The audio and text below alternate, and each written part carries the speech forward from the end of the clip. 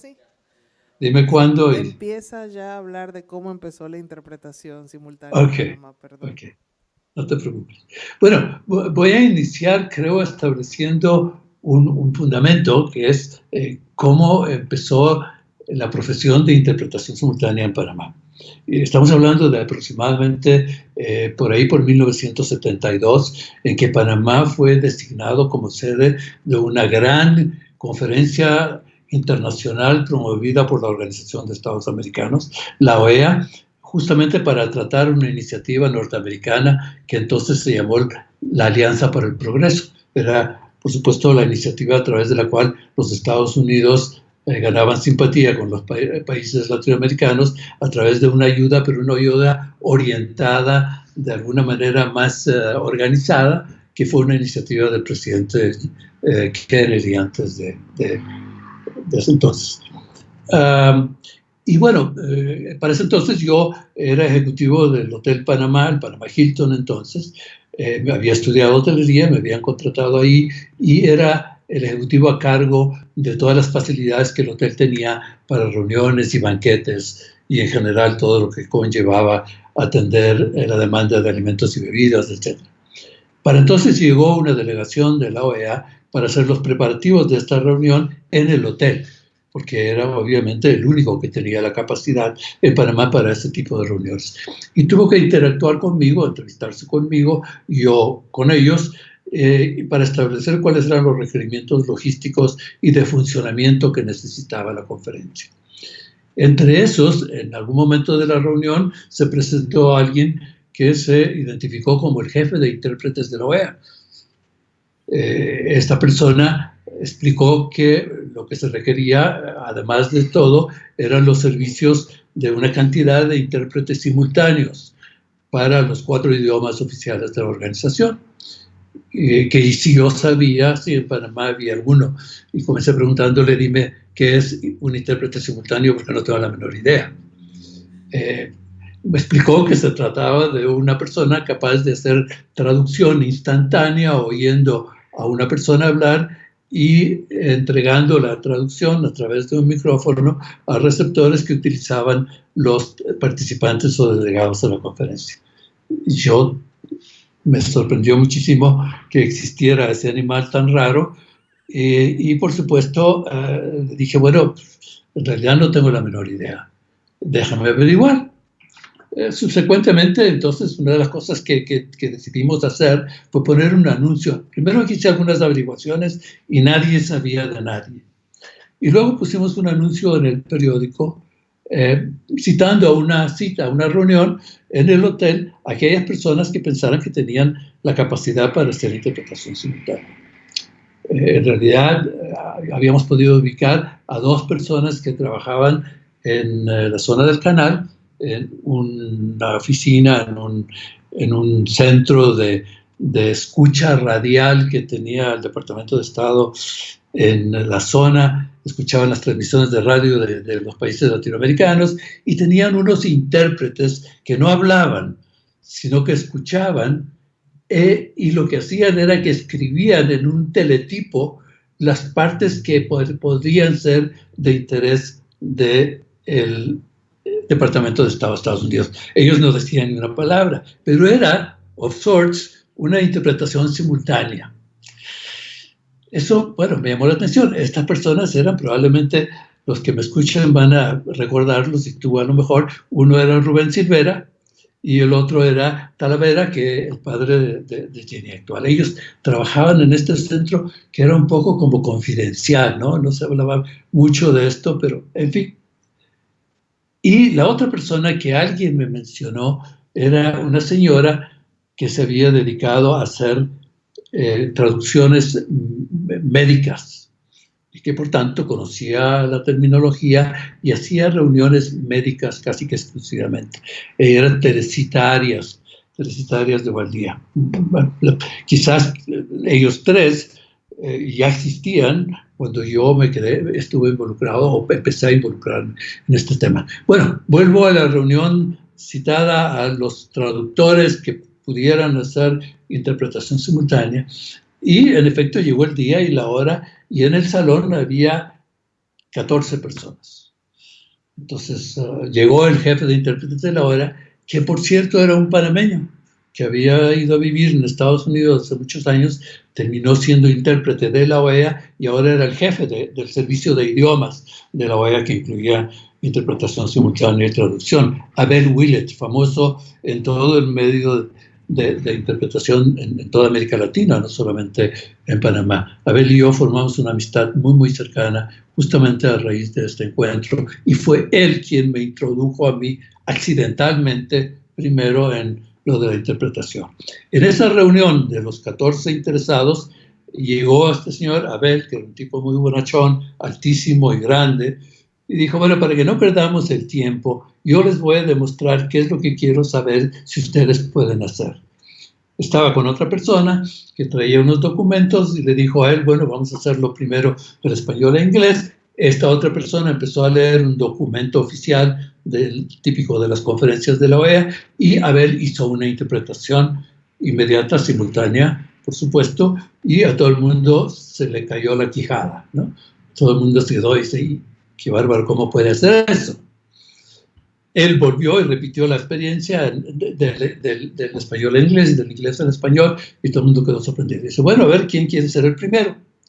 Empezaron estas personas que vinieron, la mayoría de los cuales eran traductores profesionales o aficionados, pero ejercían como traductores, y bajaron uno por uno, o pasaron uno por uno, y nadie pudo abrir la boca. Cuando se fueron todos, dije, bueno, parece que no hay nadie aquí en Panamá, excepto estas personas que ya le había yo dicho que ejercían profesionalmente. Y le dije, mira, nada más por curiosidad, porque como yo me eduqué en inglés y soy no solamente bilingüe, sino bicultural, déjame tratar a ver qué tan difícil es. Y me dijo, sí, claro. Y repetimos la cosa conmigo y empezaron a leer el documento, y era como si me hubieran sacado un corcho de la boca y me solté a hacer una interpretación, supongo que en ese momento un poco rudimentaria, pero en fin, una interpretación. Y él me dijo, qué bárbaro, tienes el don. Ahí esa palabra, el don, el talento, entró por primera vez en mi idea de lo que era un intérprete simultáneo.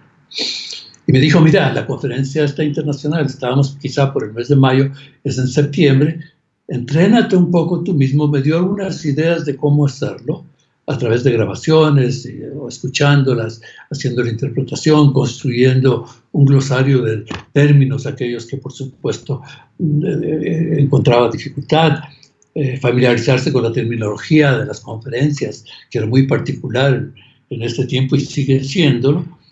Y así fue. Y me interesé tanto por el tema que en las noches en mi casa, con un equipo adecuado, me empecé a entrenar a mí mismo en el tema. Lo tomé muy en serio y me di cuenta que al cabo de un tiempo cada vez era mejor. Y que el glosario que estaba construyendo me ayudaba muchísimo, porque implicaba ir por cada palabra con la cual tenía yo alguna dificultad, ir a buscarlo al diccionario, buscar todas sus acepciones, utilizar y encontrar la que más se prestaba con exactitud para la interpretación. También encontré por qué se llamaba interpretación y no traducción. Y es porque la traducción es un tema mecánico, casi técnico-mecánico, y la interpretación implica algo que tiene más que ver con el talento, con un arte, con una capacidad de comprensión no solamente de las palabras, sino de las ideas y sobre todo de las intenciones. Por lo tanto, un intérprete se convierte en un actor, haciendo el alter ego de un orador.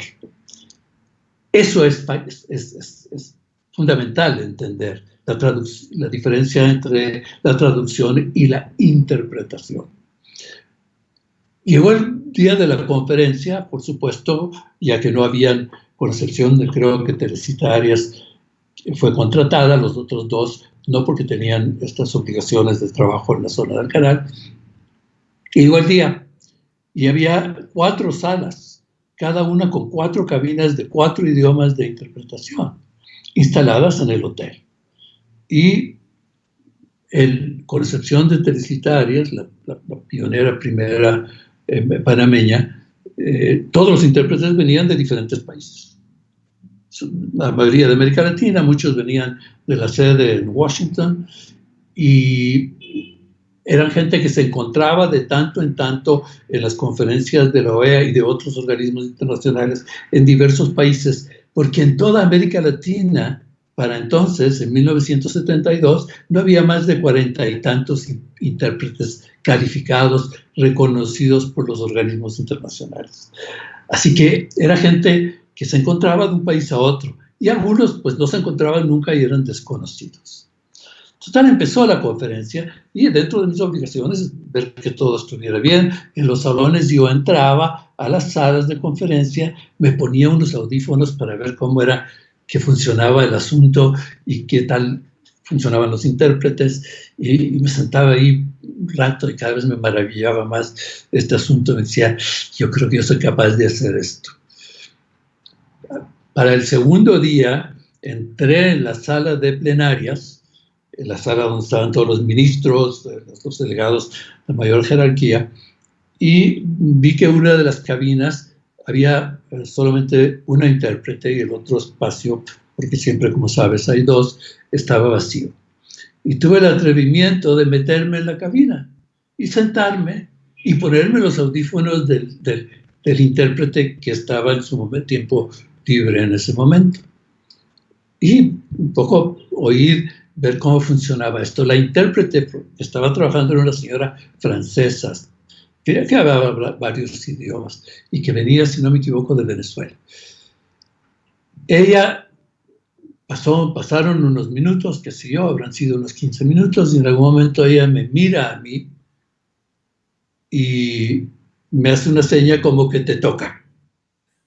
Y se quita los audífonos, se levanta y se va. Y entonces no me queda a mí más remedio que salir, que interpretar. Y eso fue lo que hice. Con el nerviosismo más grande que te puedes imaginar, porque, por supuesto, una cosa era entrenarse en la casa y hacerlo, llegar a hacerlo bastante bien, y otra cosa era estar ahí en vivo, ¿no?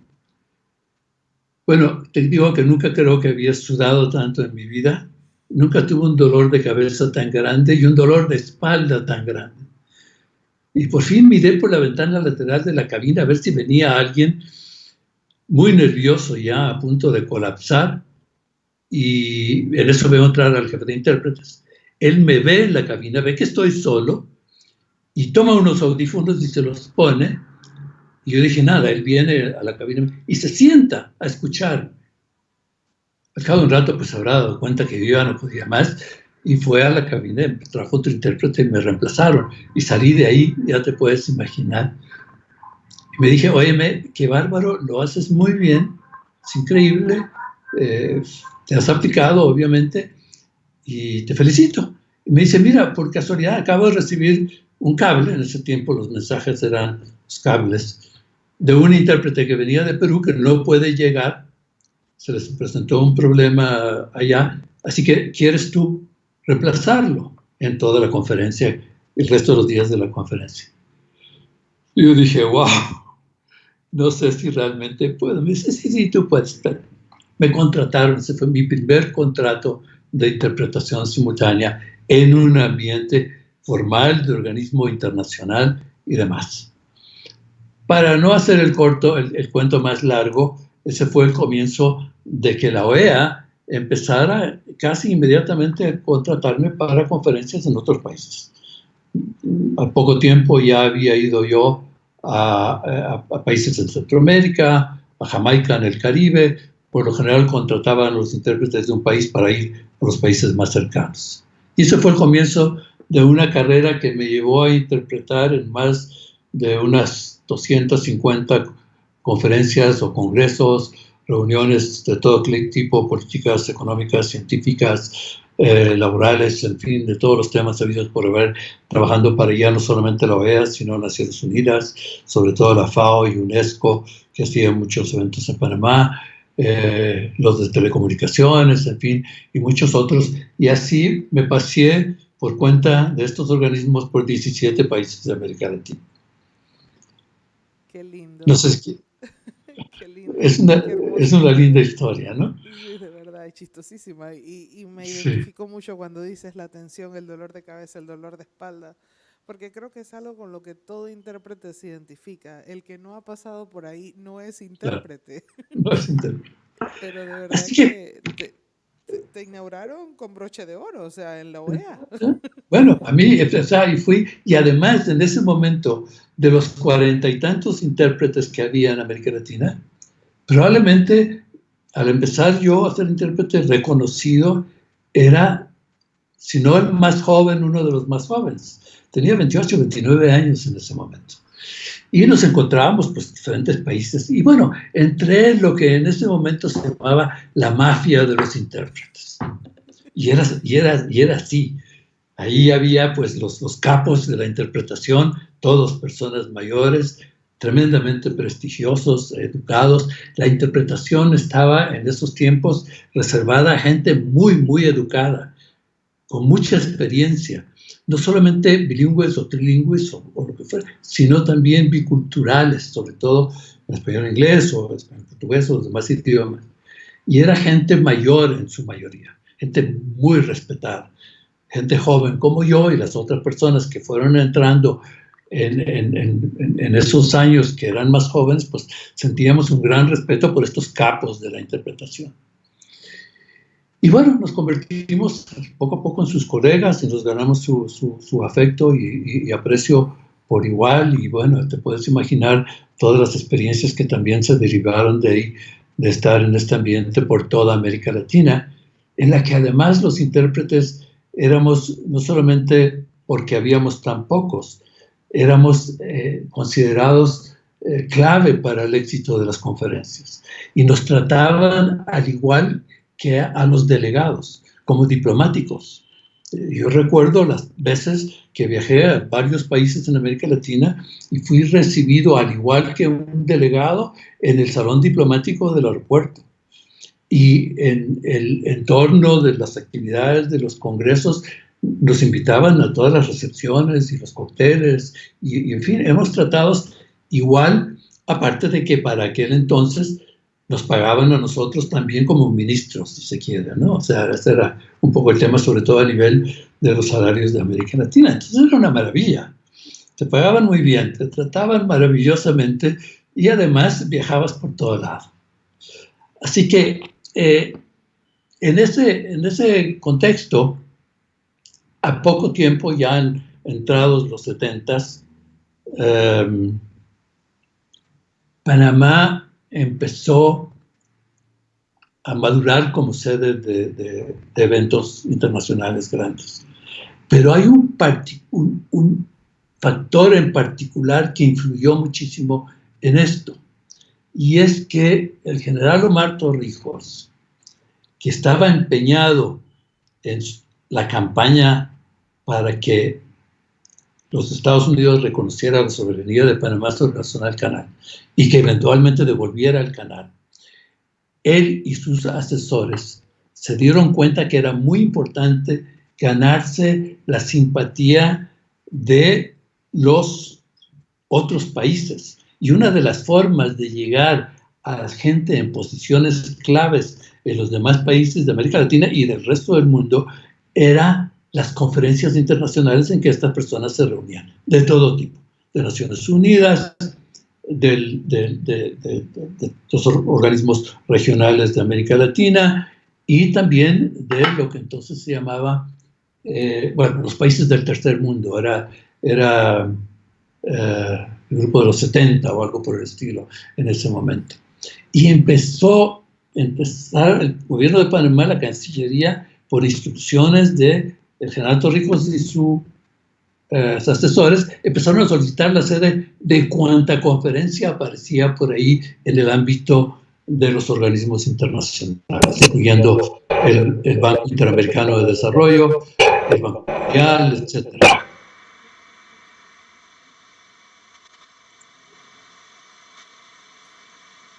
Algo con el audio, dame un momentito. Acá, quítate los oídos sí, quítatelos por si acaso. Quítate los audífonos por si acaso, Diego. No vaya a ser que te haga daño. Dame un momentito. ¿Qué pasó? ¿Fue la bocina? Yo lo sentí tan alto como si hubiese sido la bocina. ¿Me oyes? Te oigo bien.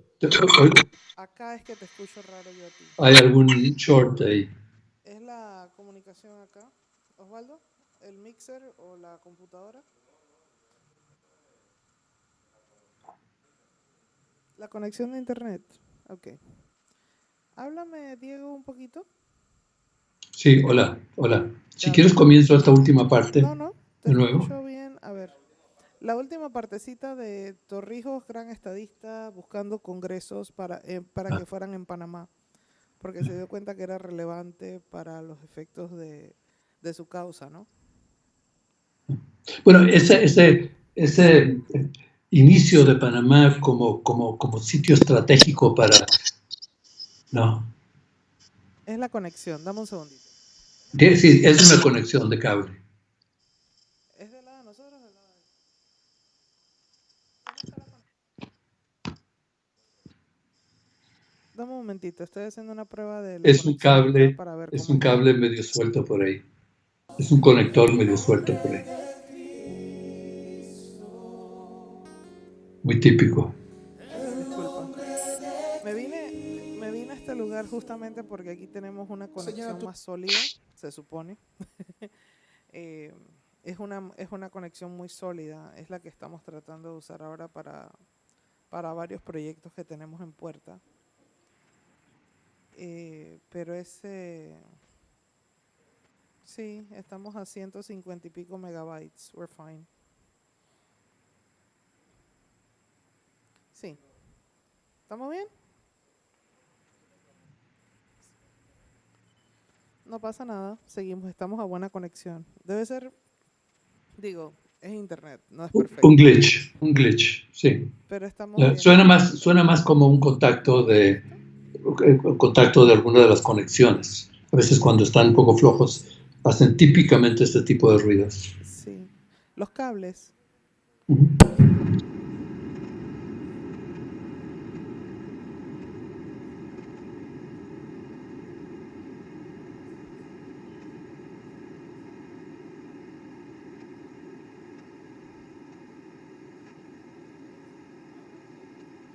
¿Tú me escuchas, Diego? Sí, pero oigo un ¿Me escuchas? background noise. Ya se quitó. Es que si te subo el volumen acá, se me vuela el volumen de la cámara. Un segundito, disculpa. Yo te oigo bien, no hay Estamos problema. conectados. Aquí no lo ves, pero nosotros aquí tenemos un mezclador de audio y video. Ya me Y imagino. tenemos una bocina. Y me puso a mí con esto porque queremos la mejor calidad. Porque ya el lunes voy a entregar el documental terminado. Claro. Esta es la última parte. Y de verdad, como te decía, lo hemos hecho con todo cariño. Para mí esto es algo inmenso. Imagínate, las oficinas de nosotros están en Ciudad del Saber. Y Ciudad del Saber nos vio filmando y le quieren poner el logo de Ciudad del Saber y quieren mostrarlo en las noches culturales, que me parece algo precioso. O sea, qué bueno. Sería wow. Y bueno, estamos en eso. Háblame un poquitito. Sí, hola.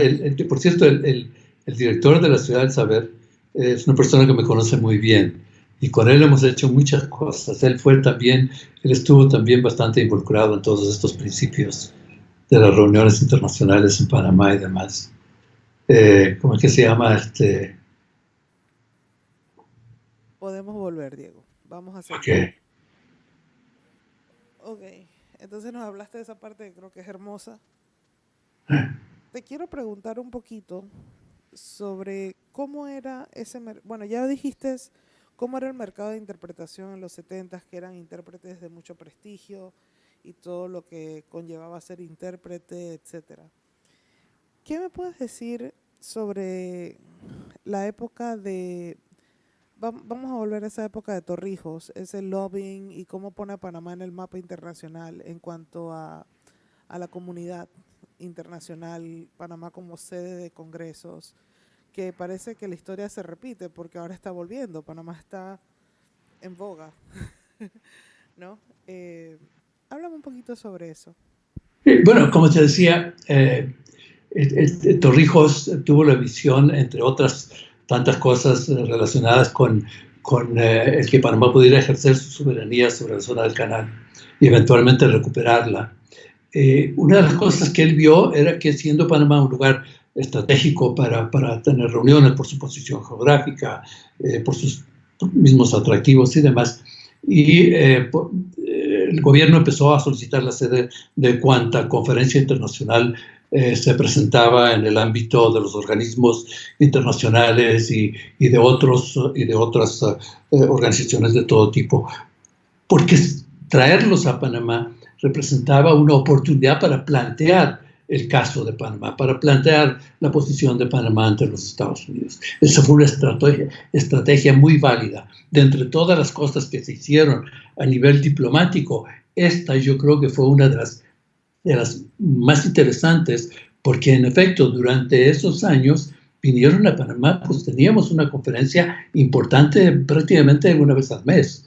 Entonces, eso obviamente abrió el mercado de la interpretación para los intérpretes que ya empezaban también a formarse en Panamá.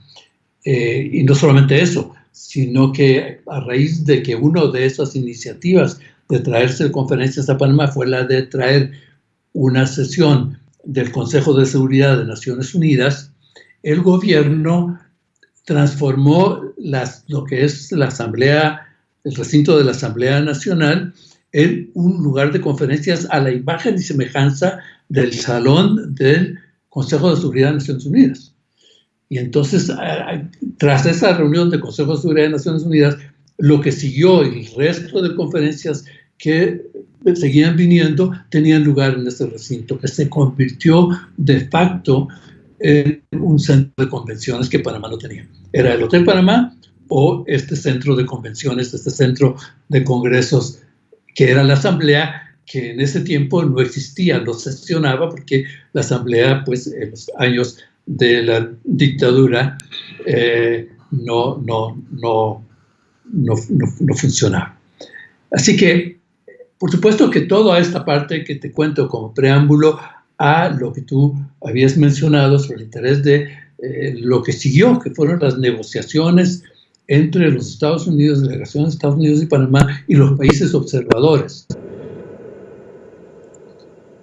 ¿Escuchaste eso? Estoy oyendo un background noise. Sí. Ya no. Escuchando ruido de fondo, Osvaldo. ¿Tú estás conectado con tu teléfono a algo? ¿Será que tu teléfono está haciendo interferencia? Dice Osvaldo que debe ser el internet. A lo mejor. Continúa. Acá estamos con... En la edición él puede eliminar esos glitches. Ya él terminó esa idea de la asamblea bien sin problemas, así que ahora podemos seguir con la parte de lo que siguió, las negociaciones. Así es. Yo cuando hablé con Relaciones Exteriores me hablaron de las negociaciones que según ellos oscilaron como por 3 años, entre el 75 y el 78. Si me puedes hablar algo que recuerdes de aquella. Bueno, estoy muy al tanto porque el tema de las negociaciones era un tema que se mantenía pues a nivel muy confidencial. Eran sesiones a puerta cerrada y eran entre los diplomáticos representantes del gobierno de los Estados Unidos y los de Panamá. En las sesiones mismas, la mayoría de las cuales se realizaban en Contadora, participaban estas delegaciones a puerta cerrada y por lo general los intérpretes los traía el Departamento de Estado de Estados Unidos. Venían con la delegación de Estados Unidos. De manera que los intérpretes locales, en esas mismas sesiones de negociación directa, prácticamente no estuvimos involucrados. Estuvimos involucrados en sesiones colaterales de apoyo a ese proceso, que hubieron muchas, pero no necesariamente en el entorno de las negociaciones directamente, que se mantenían también, por supuesto, a nivel diplomático muy confidencial, y los intérpretes, en prácticamente todos los casos, eran intérpretes del Departamento de Estado de Estados Unidos. Pero sí hubo mucha reunión de trabajo de otro nivel colateral en que participábamos los intérpretes locales por la parte de Panamá, o a veces éramos los únicos. Finalmente, todo este proceso de negociación, que fue muy largo, que tenía lugar, como te digo, las más importantes en Contadora, se llegó a los acuerdos finales y a la firma de los tratados Torrijos-Carter. Todo ese proceso fortaleció esta imagen de Panamá como un centro ideal de reuniones por su posición geográfica, por sus facilidades, y dio lugar a la iniciativa de parte del gobierno de construir un centro de convenciones, lo que conocemos ahora como el Centro de Convenciones de Atlapa, que en ese momento era estado del arte para América Latina. En América Latina, la mayor parte de los centros de convenciones, si no eran los de facilidades de los hoteles, eran recintos feriales muy antiguos que tenían algunos espacios para reuniones, conferencias y congresos. Atlapa vino a ser el primero de los centros de convenciones a la imagen gringa un poco, pero el primero en América Latina. Y fue construido con esa idea de que Panamá fuera, entre otros polos de desarrollo, como lo son, aprovechando su posición geográfica, fuera un centro de convenciones a nivel internacional. Lo que siguió, bueno, ya un poco es historia, en este proceso de la demanda de servicios para realizar todos estos grandes eventos, fue lo que me motivó a mí a dejar lo que hacía entre esos para formar una empresa organizadora y prestadora de servicios de apoyo a eventos en el centro de convenciones. Y fue la primera empresa que se creó en Panamá con el nombre de Congrexpo, por congresos y exposiciones, que empezó a trabajar con las asociaciones locales para hacer primero ferias y luego una serie de congresos, sobre todo congresos médicos y congresos internacionales de diferentes sectores de empresas y de profesiones. Y, por supuesto, había que darle uso a este centro de convenciones, Atlapa. Mi empresa, que fue la primera por esa iniciativa, que parte de mis experiencias en la interpretación y un poco también en la hotelería, empezó a crecer y crecer y crecer. Estamos hablando, la empresa se fundó en 1979 y llegó en algún momento desbordamos las fronteras de Panamá, empezamos a hacer eventos en otros países, en Costa Rica, en Colombia, los más cercanos, y eventualmente estábamos haciendo eventos en 12 países de América Latina. Eso pues fortaleció mucho esta imagen de la empresa, que pasó a llamarse Congrexpo Internacional. Y como parte también secuela de esa, o consecuencia de esa iniciativa, creamos primero lo que se llamaba la Asociación Panameña de Profesionales en Congresos, que hoy en día existe con el nombre de APSE. Yo fui el fundador de APSE y con otros colegas, varios de los cuales eran intérpretes, algunos traductores, algunos prestatarios de servicios, por ejemplo, los que alquilaban todo el sistema de interpretación simultánea, sistemas de luces, de sonido, de audiovisual, etcétera, etcétera. Y los hoteles, los recintos mismos, nos reunimos para formar APSE. Al mismo tiempo, casi que, yo fui uno de un grupo de pocos países que tuvimos la iniciativa de crear la Confederación Latinoamericana de Profesionales en Congresos y demás de América Latina, conocida hoy como COCAL. Yo fui uno de los fundadores de COCAL, fui su primer vicepresidente y pues COCAL se ha desarrollado para ser el organismo representativo de todo lo que tiene que ver con ese ámbito en Latinoamérica. Y también como consecuencia de todo esto, formamos en Panamá lo que se llamó el Buró de Convenciones y Visitantes de Panamá, que era un organismo del sector privado para promover a Panamá como sede de reuniones internacionales. Él trabajaba de la mano del IPAT en ese tiempo, el Instituto de Turismo, pero que era independiente porque se financiaba con fondos del propio sector privado. Así que hago este relato porque te das cuenta que la interpretación simultánea fue un poco el impulso de todo lo que ocurrió seguidamente para convertir a Panamá, como tú bien dices, en lo que es hoy un centro importante de eventos a nivel internacional. Por cierto que en la medida que mi compañía creció y yo me veía más dedicado a todo el tema operativo y administrativo de la empresa, dejé a un lado la interpretación simultánea, pero una de las cosas que hicimos fue adquirir equipos modernos nuevos y prestábamos el servicio con los intérpretes panameños que ya para entonces sumaban a media docena por lo menos, ¿no? Ahora no sé cuántos hay. Ha crecido la comunidad. Sí. Diego, una consulta. ¿Más o menos por cuántos años fuiste intérprete? Yo empecé en 1972 y debo haber interpretado hacia alrededor de 1984, 85. Wow, qué carrera tan O sea que estamos hablando de unos 12 años de interpretación. En esos 12 años hice más de 200 conferencias o reuniones en 17 países, no solamente en Panamá. Ya después pues dejé la interpretación, salvo que un intérprete siempre será un intérprete. Y cada vez que tenía oportunidad en eventos organizados por mi compañía, por mí mismo, yo iba y me sentaba en una cabina y le decía a los intérpretes que yo mismo contrataba, dame un ratito para interpretar.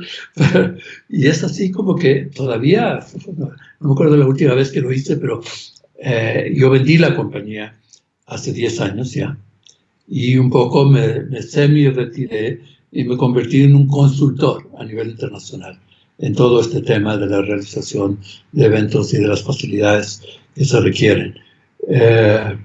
Y bueno, he seguido involucrado, aunque el tema de la interpretación sí un poco ya quedó para todas estas anécdotas, que de las cuales hay además muchísimas, ¿no? Si te contara. Claro, porque esa era la otra parte. En las entrevistas que se le hizo a los colegas les decía yo, chicos, intérprete sin anécdota no es intérprete. Sí, claro. Compartan. Son anécdotas que están, bueno, algunas anécdotas son, pero increíbles. Bueno, yo he oído mucho y hay algunas que son muy conocidas y que básicamente se fundamentan en una de dos cosas. O en la mala interpretación de personas a quienes es difícil entenderles por sus acentos. Intentar interpretar un hindú hablando inglés es una tragedia. Y en muchos casos un japonés hablando inglés o tal. O en algunos otros casos por desconocimiento de algunas de la terminología muy específica del evento de que se tratara, del congreso, de la conferencia. Inclusive de las siglas que se usan muy seguido en este ámbito. Y así pues suceden cosas que son pues involuntarias del intérprete, pero que te puedo contar una que es muy graciosa, que en una conferencia sobre pesca internacional, el delegado de Japón hablaba en algún momento no era de pesca, en una reunión de otra cosa, hablaba en algún momento de las blue calawacas y los white calawacas. Y entonces me dice, ¿y esto qué es? ¿Qué son las calawacas? Y entonces dice, bueno, las calawacas azules y las calawacas blancas. Y después averiguando bien la cosa, los blue calawacas eran the blue collar workers. y the white collar workers, ¿no? Y nosotros estábamos hablando, los intérpretes, de que las calahuacas azules y las calahuacas blancas. Esa es una de esas anécdotas de la interpretación que no fallan, pero había otras que podían crear inclusive un conflicto internacional. Yo me acuerdo de una en Panamá, en la que estábamos involucrados. Esa sí era una reunión de pesca de la FAO, y eran los tiempos de tensión entre Estados Unidos y Cuba particularmente. Y en esa reunión participaban delegaciones de Estados Unidos, una delegación de Estados Unidos y una de Cuba. Y parece que había un conflicto sobre derechos de pesca que afectaban a los cubanos, y se estaba discutiendo extensamente sobre ese tema, con la consiguiente tensión entre ambos países. Y en algún momento el delegado de Estados Unidos propuso que dejaran el tema de discusión para el coffee. Y nosotros, los intérpretes, decimos que pues dejaran el tema para discusión durante el café, el coffee break. Pues resulta que coffee era la sigla de un organismo internacional que podían llevar ese tema específicamente. Y nosotros estábamos proponiendo que lo discutieran durante el café, y el delegado de Cuba se puso furioso con el delegado de Estados Unidos, pero decía que, por supuesto, claro, a Estados Unidos no le importaba lo que pasaba con los países latinoamericanos, y querían que este tema, que lo consideraban sin importancia, lo discutieran durante el café. Te das cuenta de los posibles problemas que podía un intérprete involuntariamente, por supuesto, causar en un momento dado. Y de esas hay un montón, no te puedo decir cuántas. Y la otra experiencia de los intérpretes que compartimos, creo que todos de alguna manera u otra, sobre todo los que tuvimos oportunidad en aquella época de andar de país en país, fue de conocer a tanta gente importante, a tanta gente ilustrada en sus ramos de actividad, de la cual nosotros aprendimos también, por supuesto, muchísimo. Empezaba todo el tema de la informática, y con eso se producían reuniones que tenían que ver con el desarrollo de la informática, de la computación, y en fin, era todo un lenguaje nuevo que aprender. Y a mí particularmente, bueno, conocí y estuve interpretando a varios presidentes o ministros o funcionarios de diferentes países, pero una de las cosas más interesantes fue el haber interpretado a Henry Kissinger, que Henry Kissinger en estos tiempos era el que se sentaba a la mano derecha de Dios, ¿no? Henry Kissinger era más importante que el presidente de Estados Unidos. Y vino Henry Kissinger a Panamá y me contrataron a mí, la embajada de Estados Unidos, como su intérprete, y anduve durante 3 días de un lado para otro con él, interpretando sus reuniones, interpretando en una conferencia de prensa, interpretando en un discurso formal que dio ante muchas personas en el Teatro de la Alianza en Atlanta. Y bueno, esas son cosas que permanecen en la mente de una persona para toda la vida, ¿no?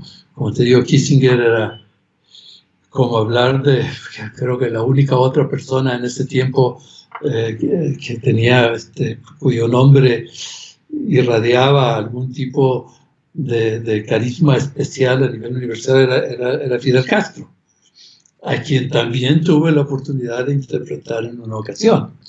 Entonces, estas son las cosas que se quedan con uno para siempre, que no es común, no le pasa a todo el mundo. Por otro lado, el haber estado en lugares como el Centro de Operaciones de la NASA en Texas, en Estados Unidos, o el centro, o el NORAD, que es el Centro de Control del Comando Aéreo de los Estados Unidos, que controla todo el espacio aéreo y está metido dentro de una montaña, en Cheyenne Mountain, para protegerlo de un ataque atómico. O sea, ahí nada más que entran los que... ¿no? Yo, como hice interpretación para una organización de las Fuerzas Aéreas de Estados Unidos, contratado por la Fuerza Aérea de Estados Unidos, iba a todos estos lugares que están vedados a la gente común y corriente, ¿no? Acompañando, por supuesto, personajes de oficiales de alto rango de las Fuerzas Aéreas. Y hablar de las reuniones muy, muy confidenciales en que a uno le tocaba oír cosas que, por supuesto, bajo juramento estabas incapacitado de repetir, ¿no? Diego, háblame un poco sobre el secreto profesional del intérprete. Si tú pudieses dar algunas palabras de orientación a nuevas generaciones de intérpretes sobre la importancia del secreto profesional, ¿qué les dirías? Yo creo que hay dos cosas que son importantes desde ese punto de vista. Lo una es obviamente el secreto profesional. Yo creo que todo intérprete debe saber que hay un código de ética. El problema que encuentro es que ese código de ética no es desconocido para muchos intérpretes, sobre todo para los que entraron después de esa primera generación de intérpretes, porque ese código de ética fue el resultado de la creación de las primeras asociaciones de intérpretes que se formaron en el mundo. La primera fue AIC, ¿no? la Organización Internacional de Intérpretes de Conferencia, y la segunda fue TALS, que era la americana, the American Association of Language Specialists, se llama. Y fue de AIC y de TALS que salieron los códigos de ética. Y esos códigos de ética principalmente, aparte de los que tienen que ver con el comportamiento, el ser prácticamente un diplomático, todos los aspectos protocolares en que un intérprete se desempeña, también tenían que ver con la confidencialidad de lo que oías y en muchos casos, más allá de lo confidencial, con el secreto. Yo creo que hoy en día es desconocido para muchos intérpretes. Quizá también es porque no muchos han tenido o han sido contratados para ese tipo de reuniones en la medida en que ya hay muchísima más gente y se mueven la mayoría más en el ámbito comercial, empresarial, técnico, científico en muchos casos, ¿no? Cuando hablamos de las conferencias médicas. Pero el código de ética de los intérpretes debería ser el librito en el bolsillo de todos. Y desgraciadamente no sé qué, la última vez, no sé ni siquiera si ya se circulan una publicación como tal del código de ética actualmente. Pero ciertamente no sé si sigue siendo el mismo, no veo por qué no, o se habría que reescribirlo, pero tendría que ser parte del ejercicio profesional de alguien que entra en el mundo de la interpretación. Excelente aporte, excelentes palabras. Definitivamente que es vital, es parte de nuestra ética y no solo eso, sino que es la espina dorsal de nuestra profesión. Sin eso estamos perdidos, porque, Sí. por ejemplo, se han visto casos últimamente de intérpretes que han querido obligarlos a comparecer ante tribunales y se ampararon bajo lo que fue el secreto profesional y no hubo manera que los hicieran testificar, y yo creo que eso demuestra una vez más lo importante que es el secreto profesional. Y no solamente eso, hay otro aspecto, perdón que te interrumpa, hay otro aspecto que también tiene que ver con de la ética profesional. Solamente el secreto, la confidencialidad, el comportamiento, etcétera. Pero tiene que ver, un intérprete es como un médico o como un abogado. Tenemos la obligación de hacerlo aunque no nos guste, dado si alguien nos dice, nos llama, nos contrata, aunque estemos en desacuerdo cuando se trata de partidos políticos o cuando se trata de ideologías, tenemos la obligación de ejercer nuestra formación independientemente de nuestras simpatías. Y hay muchos casos que bueno, a mí me tocó uno particularmente de tener que interpretar para una persona que estaba en contra de todos mis principios ideológicos, políticos y morales, pero que ocupaba un alto cargo, una alta posición en las esferas gubernamentales del Estado, en fin, y tuve que hacerlo porque no me podía negar desde el punto de vista ético. Así que muy pocas personas relacionan el tema del secreto, el tema de la confidencialidad, con el concepto ético general que incluye esta obligación. Un médico no se puede negar a atender a un enfermo, un abogado no se puede negar a defender a un acusado, un intérprete no se puede negar a interpretar porque está aportando a la comunicación, aunque no le guste el tema del que se habla. Exacto, entender que es una responsabilidad, un deber, que es algo que va con la descripción del cargo. O sea, Así es, es así lo que es, es. Somos comunicadores. así es. Una pregunta, switching gears a bit. ¿El intérprete nace o se hace? Es difícil decirlo, pero yo era de los que pensaban que un intérprete se hace, basado en que el principio, lo que hace posible el funcionar como un intérprete no es una condición física, fisiológica, sino es un talento. La definición de talento dice todo. Es como un violinista. Llega a ser un virtuoso si tiene talento para hacerlo. Si no tiene talento para la música, entonces probablemente va a ser siempre, si llega a ser un violinista, va a ser un violinista mediocre. De manera que si lo relacionamos con el talento, pues definitivamente se nace. Pero como el desarrollo de todos los talentos requieren del aprendizaje de una técnica. Y por tanto, es decir, que esa persona que tiene esa base de talento, pues se hace también. Yo soy de los que piensan que la interpretación simultánea es definitivamente un arte, no es una ciencia, no es una técnica por sí sola, es un arte. Y en ese sentido, pues el talento juega un papel importantísimo y no diría, bueno, un intérprete nace, pero al final creo que es ambas cosas. Es muy conocido en nuestra profesión que los intérpretes, sus primeras oportunidades se les dan en función de que te refiere un colega. Y así ha sido tradicionalmente, y yo creo que esa ha sido la manera en como nosotros como intérpretes salvaguardamos la comunidad, la profesión, ¿no? Siempre que venga referido de un colega, es como usualmente se ha hecho, es como tradicionalmente se ha hecho. Sin embargo, existen mensajes muy puntuales de parte de asociaciones y hoy día de que los intérpretes se deben capacitar, que tiene que haber capacitación continua. Hay programas, maestrías en interpretación que son muy renombradas y se le exhorta y se insta a los jóvenes a que cuando tienen talento, como tú dices, se formen también. ¿Cuál es tu opinión en cuanto a eso? ¿Cómo crees que podría la comunidad de intérpretes en general abordar esa brecha que existe entre el, el simplemente referirnos los unos a los otros de manera empírica porque sabemos que alguien tiene talento y pone el empeño versus dar la oportunidad a aquel joven que tiene talento y quizás no tuvo oportunidad de trabajar, pero alguien le dijo, ¿sabes qué? Ve y estúdiate una maestría en interpretación o pasa tal curso de certificación para que estés más calificado y te consideren.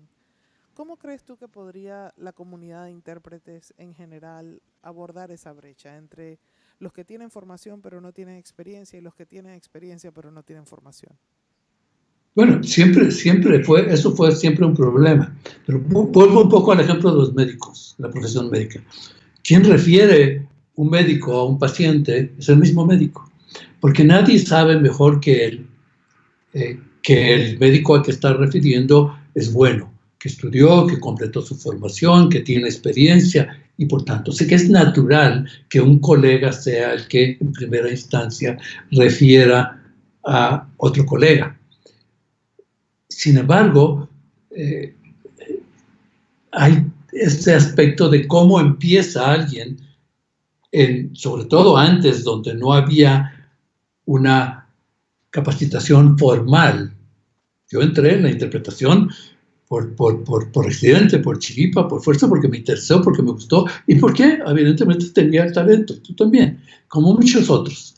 Pero ahora que hay tantos medios de capacitación formal, inclusive universitarios, inclusive de posgrado, etcétera, etcétera, pues ¿cómo hace ese intérprete capacitado que no tiene experiencia para entrar en ese mainstream que hace posible que lo refieran, que hace posible que tal? Entonces, eso sigue siendo relativamente un problema porque vuelvo a lo que te conté de aquel tiempo, lo que era la mafia de la interpretación. Y en todas las profesiones existe un poco de eso, ese control de los primeros, ese control de los más veteranos, etcétera, etcétera. Así que no hay una solución difícil. Las asociaciones pueden hacer, no pueden hacer mucho.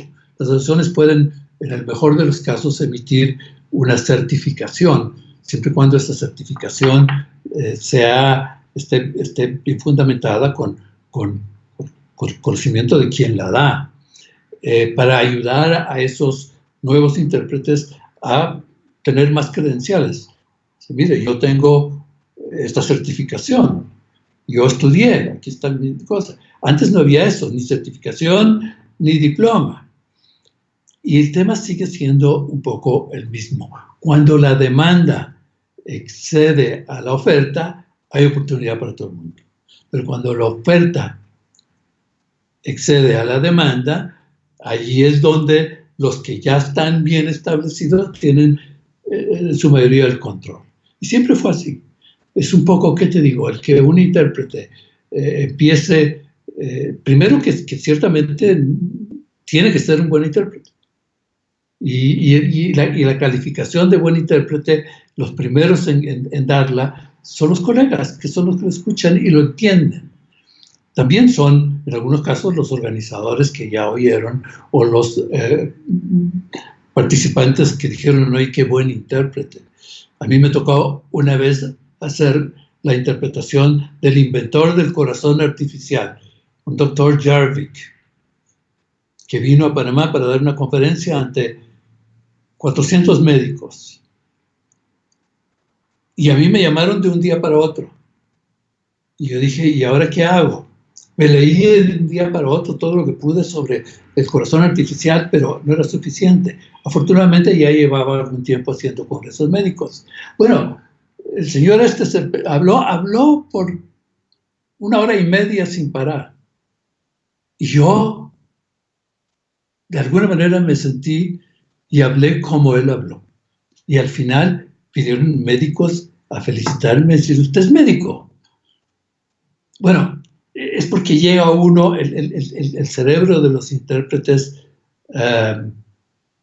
tiene una capacidad de almacenamiento de conocimiento específico que no usa en su vida cotidiana y que sale a la luz en el momento que lo necesita. Pero eso viene también con la experiencia, una acumulación de oportunidades para ese aprendizaje. Así que el tema sigue siendo el mismo, no ha variado mucho. Ahora les ayuda a los nuevos el contar con un diploma, estar acreditados por una universidad o también por una asociación. Pero seguirá dependiendo de la oferta y la demanda. Muy buena tu respuesta. Bueno, Diego, y ya para ir cerrando, pues quería saber si tienes algunas palabras finales para, bueno, los amigos de la FIT que van a estar aquí en su Congreso Mundial. Vienen traductores e intérpretes de todo el mundo, vienen a Panamá a reunirse a celebrar una vez más ambas profesiones. Van a estar aquí también los colegas de la comunidad de intérpretes de Panamá. Si tienes algún mensaje para los que conoces y algunos como yo que pues hasta hoy no nos conocíamos. Y si tienes algún mensaje para las nuevas generaciones sería genial. Me encantaría escuchar tu mensaje para ellos, porque realmente quiero que sepas que aquí eres como una leyenda. Tu nombre suena muchísimo entre los primeros intérpretes pioneros de Panamá y pues qué linda ha sido la experiencia de hacer este documental y de poder conversar y escucharte hoy. De verdad, te lo agradezco de todo corazón. Pues no, ya repito que te lo agradezco a ti. Es una oportunidad que tiene uno, sobre todo cuando llegamos a esta altura de la vida en que hemos logrado algún nivel de éxito y de reconocimiento, el compartirlo con las nuevas generaciones. Yo he tenido oportunidad de ser profesor en otras áreas más relacionadas con el tema del turismo y de la organización de eventos y demás, y he dado, bueno, yo no sé cuántas conferencias en muchos países de América Latina sobre todo el tema que tiene que ver con la organización, pero nunca sobre el tema específicamente relacionado con la interpretación. Y lo que puedo decir simplemente es reconozcan el talento dentro de uno mismo. A veces se nos pasa por alto que tenemos talento para hacer algo. Reconozcan si lo tienen, tengan pasión por lo que hacen una vez que ya están en capacidad de hacerlo, de ejercer profesionalmente en algo. Considérense que son unos artistas en un mundo de arte y tengan este espíritu de ética, que es de lo que he hablado un poco en esta misma entrevista, ¿no? Yo creo que estoy seguro que si preguntas a algunos de tus colegas, sobre todo de los más nuevos, ¿cuál es la ética? Bueno, no sé, nadie me ha hablado de la ética, ni nadie me ha mostrado un librito de ética, etc. Yo fui el miembro del comité de ética de COCAL, que justamente hablaba de los principios éticos de ejercer la profesión de organizador, de promotor de eventos. Bueno, lo mismo debería aplicarse a la ética en la interpretación y la traducción también. O sea, no está exenta de lo mismo. Recuerdo que yo de alguna manera tuve alguna participación en la creación de esta asociación de traductores, de intérpretes en Panamá. Porque ayudé a organizar un seminario en el que trajimos una profesora de la Universidad de Monterrey en California para dar unos cursos sobre interpretación simultánea, sobre traducción e interpretación simultánea. Así que me alegra que todavía estas organizaciones existan y son las llamadas a promover tanto el talento que pueda existir, el talento que se va demostrando, abrir las puertas un poco a los jóvenes, sobre todo para que experimenten, aunque no sean contratados, porque tengan la oportunidad de interpretar en una especie de pasantías, como se hacen con otras profesiones. Porque si no tienes las oportunidades, los talentos se quedan desperdiciados, ¿no? Y como dije, pues es una combinación de suerte, de oportunidades y de excelencia, y finalmente, como en todo, de oferta y demanda de servicios. Así que ahí va mi mensaje. Capacítense bien y busquen la excelencia dentro de un marco de ética profesional. Muchísimas gracias, Diego. Gracias por tu tiempo esta tarde. Te lo juro que ha sido súper enriquecedor escucharte. Qué bueno, qué bueno. Yo muy, muy emocionada. Me voy a llevar esta entrevista, la voy a atesorar. Osvaldo ha grabado toda la entrevista, te la haré llegar vía email o por medio de un link. Y también bueno. Cuando complete el documental te lo hago llegar para que lo veas. Y ¿Cuándo es este congreso de FIT? Es la otra ¿Perdón? semana. Es la La otra semana 28, en Panamá. 29 y 30 en el Hotel Miramar Intercontinental. El 29 y 30 de marzo. Sí, 28, 29 y... Bueno, 28 es el montaje y creo que esa noche hay un cóctel de bienvenida. El 29 estamos ya en la conferencia y el 30 también. Yo voy a ser una de las ponentes junto con Hilda Tejada, que es una intérprete AIC, muy querida amiga, viene de México. Ajá, Las dos vamos a hacer una presentación sobre interpretación simultánea remota. Mi empresa es la interesante. única que hasta ahora tiene una plataforma propia aquí en Panamá. Y pues la verdad ha sido lindo, hasta ahora ha sido interesante. Por eso me ves aquí, porque desde este apartamento es donde tenemos la conexión necesaria Ajá, para hacer las interpretaciones remotas. claro. Sí, Eh, sí, es todo un campo nuevo, además, ¿no? No lo mencioné, sí, sí, pero porque es ya la cuestión de la gente, lo más moderno, lo más nuevo, pero ahí también entran una serie de implicaciones éticas y que es interesante explorar. Mira, yo no sé si es posible que yo la próxima semana vaya